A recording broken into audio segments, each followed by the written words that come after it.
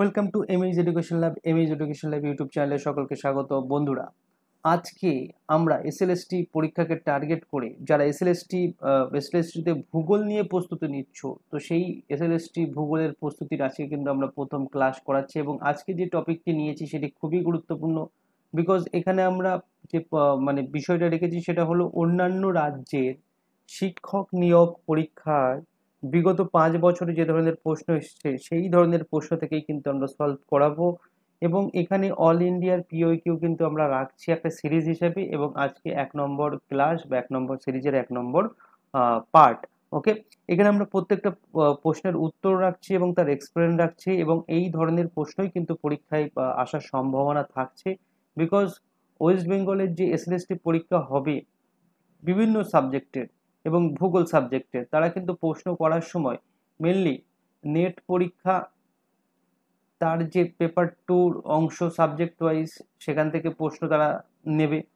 এবং ভারতবর্ষে যে সমস্ত অঙ্গরাজ্যে শিক্ষক নিয়োগের পরীক্ষা হয়, তো সেই শিক্ষক নিয়োগ বিশেষ করে টিজিটি অ্যান্ড পিজিটি, গ্র্যাজুয়েশন এবং পোস্ট গ্র্যাজুয়েশন লেভেলের শিক্ষক নিয়োগের যে প্রশ্ন হয় বিভিন্ন রাজ্যে, সেই প্রশ্ন থেকেই কিন্তু আমাদের এই ডব্লিউবি এসএলএসটি পরীক্ষায় প্রশ্ন আসার সম্ভাবনা অনেকটাই আছে।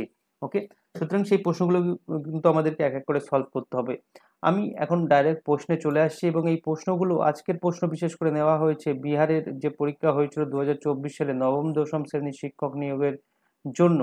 সেখানে ভূগোলের বেশ কিছু প্রশ্ন কিন্তু প্রশ্নপত্রে ছিল, সেখান থেকে আমরা 19টা প্রশ্ন কিন্তু বাছাই করে নিয়েছি, যে প্রশ্নের উত্তর আমরা কিন্তু পড়ব। আমি প্রশ্ন দেখাবো, প্রশ্নটা পড়বো, এবং তার সাথে সাথে তোমরাও কিন্তু শুনবে এবং প্রশ্নের উত্তর কি হবে সেটা কিন্তু মনে মনে ভেবে নেওয়ার চেষ্টা করবে, এবং শেষে গিয়ে কমেন্ট সেকশনে জানাবে 19 প্রশ্নের মধ্যে তুমি ঠিক কত পেয়েছো, 11 পেয়েছো, 10 পেয়েছো, না 0 পেয়েছো, না 2 পেয়েছো, নির্দ্বিধায় কিন্তু জানাবে, কোনো কিন্তু লজ্জা নেই। কারণ প্রস্তুতি তোমরা শুরু করছো, আমি পিওয়াইকিউ দিয়ে শুরু করছি এই কারণে, এই পিওয়াইকিউ দিয়ে শুরু করলে আমাদের একটা পড়ার ডেপথ কতটা আমাদের করতে হবে বা কী ধরনের পড়তে হবে, কী বিষয়ে পড়তে হবে, সেটা কিন্তু একটা অ্যাডভান্স আমরা একটা জানতে পারি। ওকে, 1 নম্বর প্রশ্নের উত্তর আমরা দেবো, তার আগে কিন্তু একটা খুব গুরুত্বপূর্ণ বিষয় তোমাদের সঙ্গে শেয়ার করার আছে।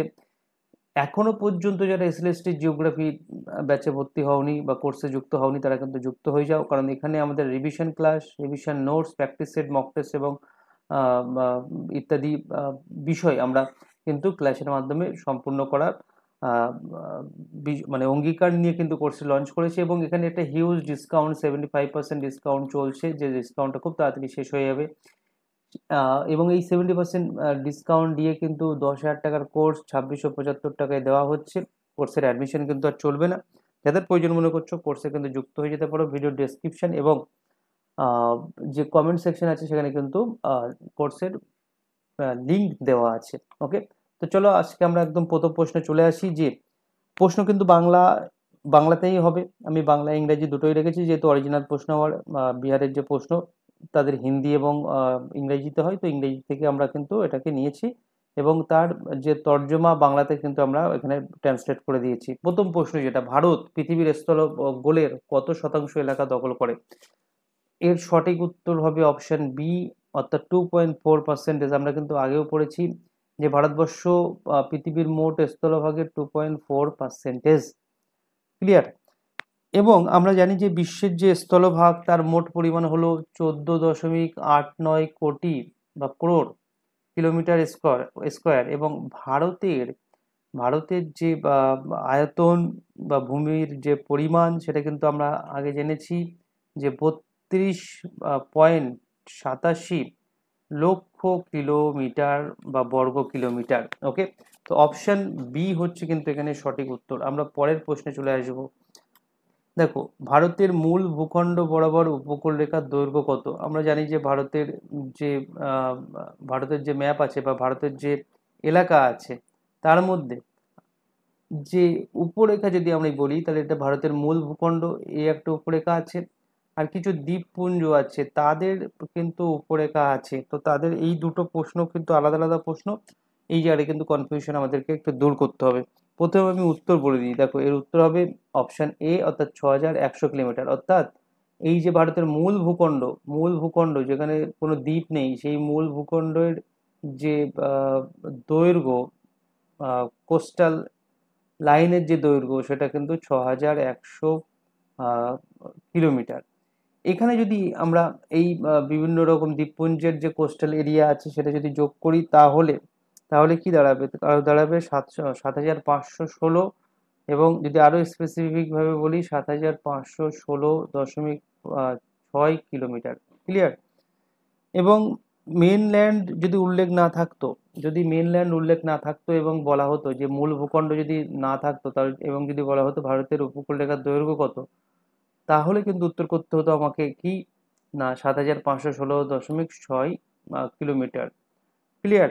এবং যেহেতু এখানে মূল ভূখণ্ড কোস্টাল এরিয়া মেন ভূখণ্ড বলে দিয়েছে, তাহলে কিন্তু সেইভাবে আমরা উত্তর আমরা এটাই করব। ক্লিয়ার? 3 নম্বর প্রশ্ন এখানে বলা হচ্ছে ইন্ডিয়া পয়েন্টের বৈশিষ্ট্য কি। দেখো এখানে চারটে অপশন আছে, চারটে অপশন আছে। তার মধ্যে আমি যদি বলি যে it is the it is not visible today it is not visible today, 1 নম্বর বলছে। 2 নম্বর বলছে it is situated in the great Nicobar island. 3 নম্বর বলছে this is the southern most point of India. এবং তারপরে বলছে একটার বেশি সঠিক, কোনোটাই সঠিক নয়। ক্লিয়ার? তিনটে ইনফরমেশন কিন্তু আমাদেরকে যদি অ্যানালাইসিস করি তাহলে আমরা প্রথমে বলবো যে India Indira point, India point, okay, কি হলো ভারতের দক্ষিণতম বিন্দু। ইন্ডিয়া পয়েন্টটা হলো ভারতের দক্ষিণতম বিন্দু। এটাও যদি আমি মূল ভূখণ্ড ধরি তাহলে। ক্লিয়ার?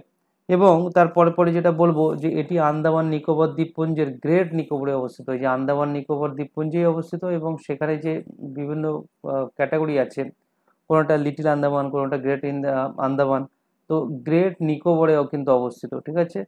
গ্রেট নিকোবরে, গ্রেট নিকোবরে কিন্তু অবস্থিত কোনটি না আমাদের এই ইন্দিরা পয়েন্ট।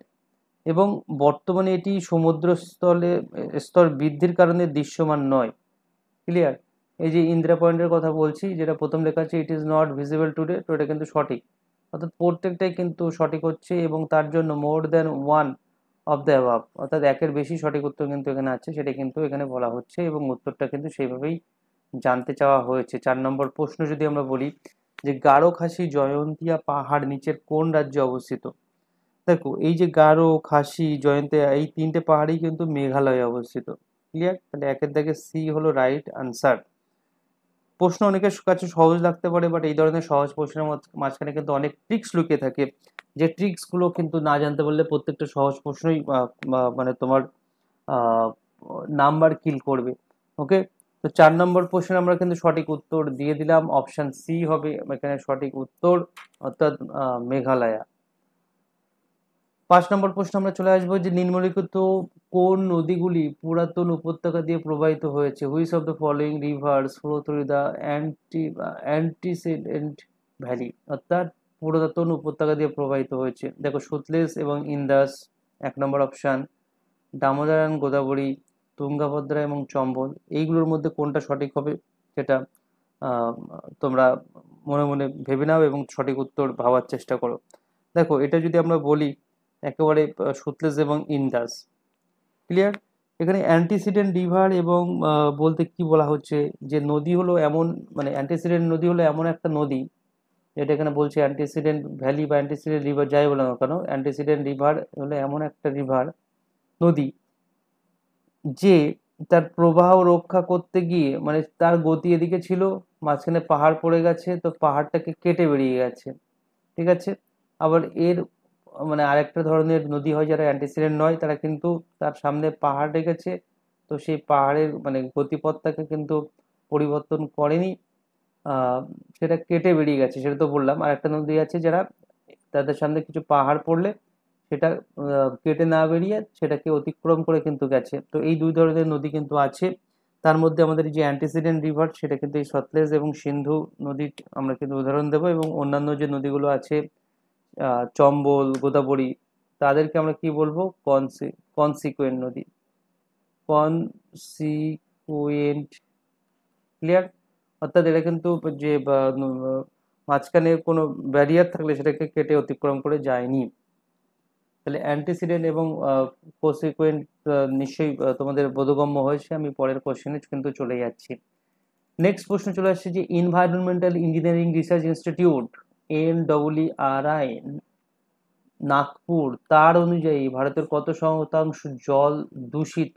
দেখো, এটা কিন্তু ইনফরমেশন না জানলে প্রশ্ন তুমি যতই পড়াশোনা করো, এই ইনফরমেশনটা না জানলে কিন্তু তুমি উত্তর করতে পারবে না। এখানে কিন্তু কোনো কনসেপ্ট খাটছে না।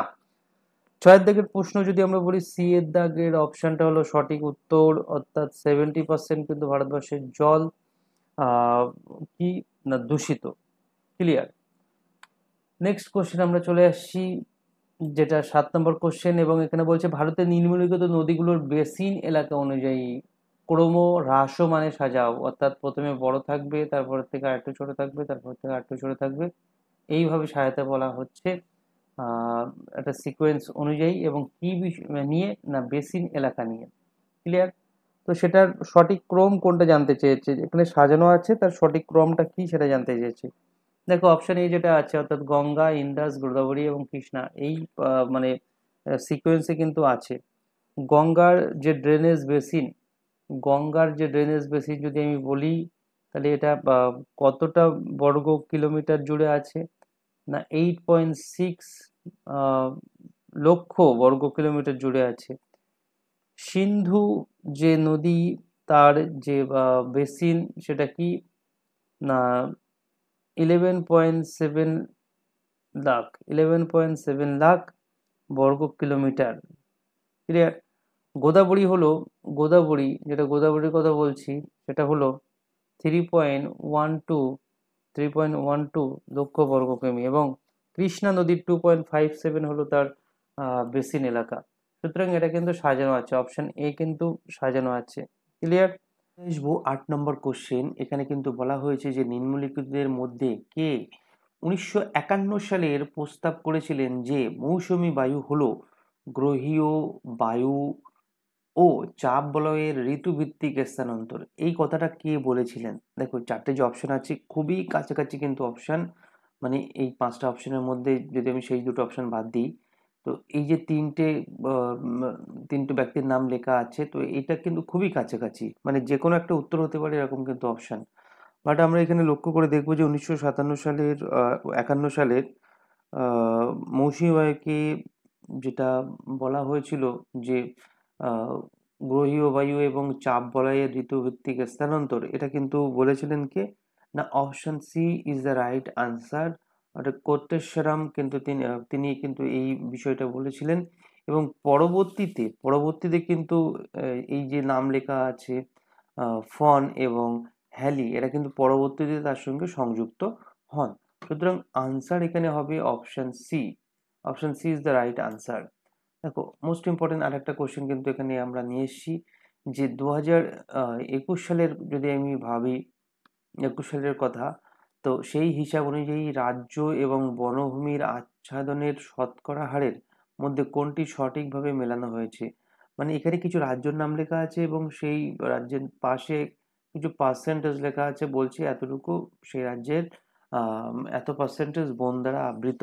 তো সেই অনুযায়ী এখানে যে মানে ডেটাগুলো দেওয়া আছে, তো কোনটা সঠিক সেটা কিন্তু জানতে চাওয়া হয়েছে 9 দাগের প্রশ্নে। এবং 9 দাগের প্রশ্নের সঠিক উত্তর কি হবে? অপশন ডি, অর্থাৎ more than one of the above.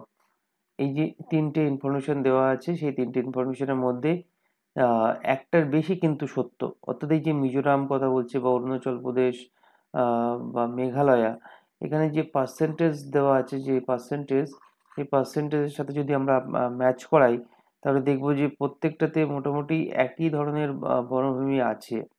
ঠিক আছে, তো সেটাকে কিন্তু আমরা বলছি মোর দ্যান ওয়ান। 9 দাগের প্রশ্ন। এবং 10 দাগের প্রশ্ন আমরা চলে আসছি। 10 দাগের প্রশ্ন, যে নিম্নলিখিত কোন জাতীয় উদ্যানটি 20টি চিতা আফ্রিকা থেকে আনা হওয়ার খবর শিরোনামে এসেছিল? তাহলে এটা একটা মানে জিওগ্রাফিক কারেন্ট অ্যাফেয়ার্স এর প্রশ্ন। বলা হচ্ছে which of the following national parks came in the news because 20 characters বা চিতাস আর ট্রান্সলোকেটেড দেয়ার ফ্রম আফ্রিকা থেকে আনা হয়েছিল, এই জন্য ফেমাস হয়েছিল কোন জাতীয় উদ্যান? দেখো সঠিক উত্তর যেগুলো দেওয়া আছে এখানে, তার মধ্যে কিন্তু সঠিক উত্তর হবে অপশন এ, অর্থাৎ কুনো। ক্লিয়ার? যে 2022 সালে, এটা কিন্তু 2022 সালে হয়েছিল বিষয়টি, ঘটনাটি। আহ 20টি চিতা, 20টি চিতা কিন্তু আনা হয়েছিল, 20টি চিতা, 20টি চিতা আফ্রিকা থেকে আনা হয়েছিল, এবং আফ্রিকার যে দেশ থেকে আনা হয়েছিল সেটা কি না, নামিবিয়া। নামিবিয়া থেকে আনা হয়েছিল আফ্রিকার, এবং সেখান থেকে ভারতের যে কুনো ন্যাশনাল পার্ক আছে, তো সেই ভারতের কুনো ন্যাশনাল পার্কে কিন্তু আহ, আনা হয়, ঠিক আছে। কুনো ন্যাশনাল পার্কে কিন্তু আনা হয়েছিল। এবং এই কুনো ন্যাশনাল পার্ক কোথায় অবস্থিত যদি বলা হয়, মধ্যপ্রদেশে তো অবস্থিত, মানে এটা আমরা কিন্তু জানি। আর যে দুটো অপশন আছে কেওলাদেও এবং সরিস্কা, সেটা কিন্তু সেখানে কিন্তু এইভাবে আনা হয়নি। সুতরাং আহ, যে প্রথম অপশনটি আছে কুনো, সেখানেই কিন্তু যে বিষয়টি বললাম সেটা করা হয়েছিল, অর্থাৎ আফ্রিকার নামিবিয়া থেকে আনা হয়েছিল চিতা। 11 দাগের প্রশ্ন আমরা সঠিক উত্তর জেনে নেবো। এটা একেবারে সেন্সাস বেস প্রশ্ন। 2011 যে সেন্সাস হয়েছিল সেই সেন্সাস অনুযায়ী যদি আমরা বিভিন্ন রাজ্যের যে পপুলেশন ডেন্সিটি আছে, জনঘনত্ব আছে, সেটাকে যদি আমরা সাজাই, অ্যাসেন্ডিং অর্ডারে সাজাই, ঠিক আছে, সেটা যদি আমরা ডিসেন্ডিং অর্ডারে সাজাই, তাহলে কি হবে? ওকে, মানে হ্রাসমান ক্রম যদি আমরা সাজাই, হ্রাসমান ক্রম অর্থাৎ সবচেয়ে বেশি থেকে কম এরকম যদি আমরা সাজাই, তাহলে এখানে কিভাবে সিকোয়েন্সটা কিভাবে হবে দেখো। জন যে ঘনত্ব প্রতি বর্গ কিলোমিটারে কতজন বাস করে সেটার উপরে কিন্তু নির্ভর করছে, এবং বিহারের জনঘনত্ব হলো 1100। বিহারের হলো কি, বিহারের হলো 1106, 1106। ওয়েস্ট বেঙ্গলের জনঘনত্ব কত আছে? ওয়েস্ট বেঙ্গলের জনঘনত্ব আছে 1028, 1028। এবং কেরালার জনঘনত্ব আছে, কেরালার জনঘনত্ব আছে 860। আর আমরা ইউপির জনঘনত্ব আমরা পড়বো 828। তাহলে বুঝতে পারছো সব থেকে বেশি আছে কোথায়? বিহার। সব থেকে বেশি আছে বিহার কোথায়? এখানে এই দুটো অপশন। এবং তারপরে আমরা দেখছি যে ওয়েস্ট বেঙ্গলে 1028, তাহলে ওয়েস্ট বেঙ্গল সেকেন্ডে কোথায় আছে? তাহলে সেকেন্ডে এখানে আছে ওয়েস্ট বেঙ্গল, তো এখানে সেকেন্ডে ওয়েস্ট বেঙ্গল নেই, অর্থাৎ অপশন বি, বি হলো সঠিক উত্তর, ঠিক আছে। এই ক্রমটা হলো আহ, বিহার, ওয়েস্ট বেঙ্গল, কেরালা এবং উত্তরপ্রদেশ। ক্লিয়ার? দেখো সেন্সাস থেকে কিন্তু অনেক কটাই প্রশ্ন এসছে, আমরা যেটা দেখতে পাচ্ছি। তো আবার একটা কিন্তু সেন্সাস থেকে প্রশ্ন চলে এসছে। 2011 সালের census, the sex ratio, number of the females per head of the 1000 males in India according to 2111, okay, 2011 census অনুযায়ী যেটা আমরা বলছি লিঙ্গ অনুপাত কত। দেখো এটা একেবারে মানে কমন ডেটা, সেটা হলো 943। 943 কিন্তু ভারতবর্ষের যে লিঙ্গ তালিকা বা সেক্স রেশিও। ক্লিয়ার? এখন আমরা নেক্সট প্রশ্ন চলে আসবো। নেক্সট আমরা প্রশ্ন 13 নম্বর প্রশ্ন চলে আসবো।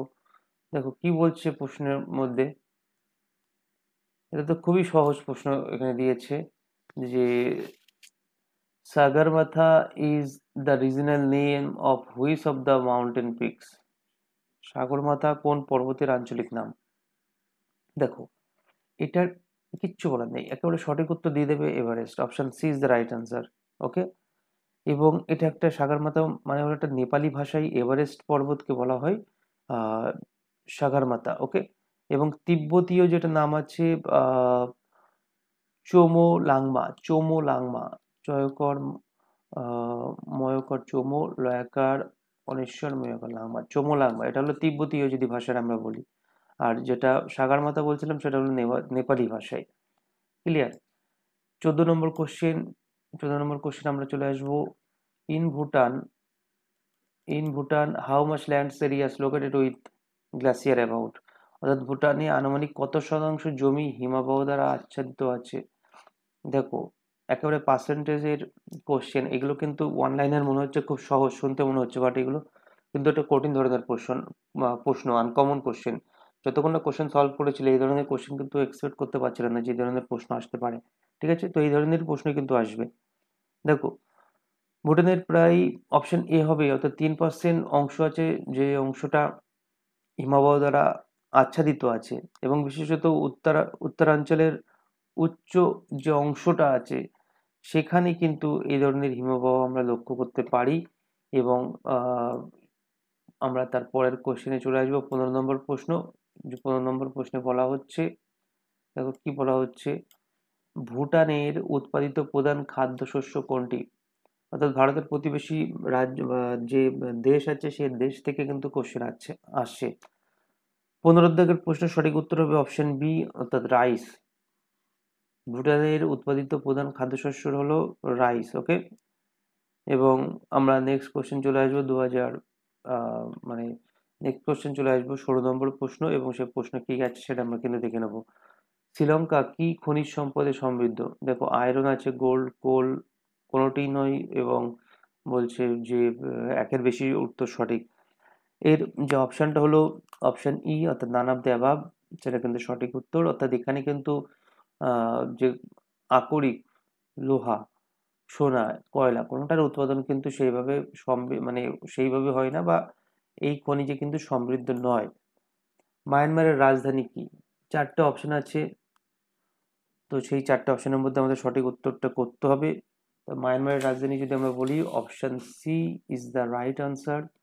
অনেক সময় মনে হতে পারে যে ইয়াঙ্গন, সেটা আমাদের সঠিক উত্তর, বাট একটা ইনফরমেশন বলে রাখি, 2005 অর্থাৎ 2005 সালে এই ইয়াঙ্গুন বা রেঙ্গুন থেকে কিন্তু রাজধানী স্থানান্তর করা হয়েছে, এবং অপশন সি হলো এর সঠিক উত্তর।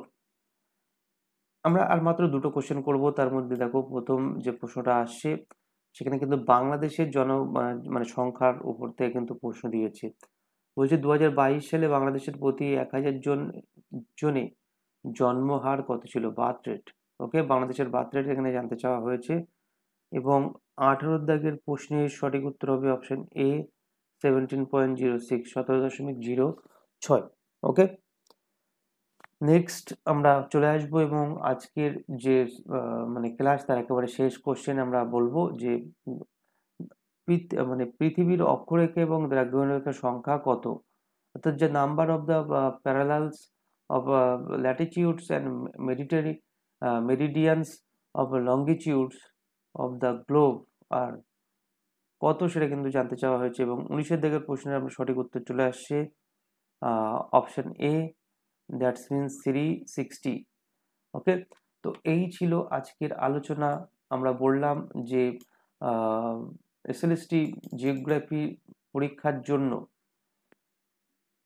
অত্যন্ত গুরুত্বপূর্ণ বিষয় হলো অন্যান্য অঙ্গরাজ্যে শিক্ষক নিয়োগের যে সমস্ত পরীক্ষা হয়েছে এবং সেখানে যে কোশ্চেন প্যাটার্ন ফলো করা হয়েছে, এমসিকিউ কোশ্চেন প্যাটার্ন যে ফলো করা হয়েছে, সেগুলো কিন্তু আমাদেরকে সলভ করতে হবে। এবং বিশেষ করে অনেক বছর আমি বলবো না, অ্যাটলিস্ট 5 ইয়ার্সের কোশ্চেন কিন্তু সলভ করতে হবে। আজকে আমরা 2024 অর্থাৎ 2024 সালের কোশ্চেন সলভ করলাম, যেটা বিহারের নবম দশমের শিক্ষক নিয়োগের পরীক্ষায় এসেছিল জিওগ্রাফি থেকে। তো আশা করছি এই ধরনের প্রশ্ন আমরা পরীক্ষায় অরিজিনালি পাবো, এবং আমরা যখন থিওরির সাথে সাথে এই ধরনের প্র্যাকটিস করব, ততদিন কিন্তু আমাদের প্রস্তুতিটা খুবই সুন্দরভাবে হবে, এবং আমাদের মানে হেল্প কিন্তু হবে এই বিষয়গুলো থেকে। ওকে, তো ভিডিওটা এখানে শেষ করব। ভিডিওটি শেষ পর্যন্ত দেখার জন্য সকলকে অসংখ্য ধন্যবাদ, এবং যারা আমাদের সাথে কোর্সে যুক্ত হতে চাইছো তারা কিন্তু ভিডিওর ডিসক্রিপশন ফলো করতে ভুলো না। Thank you.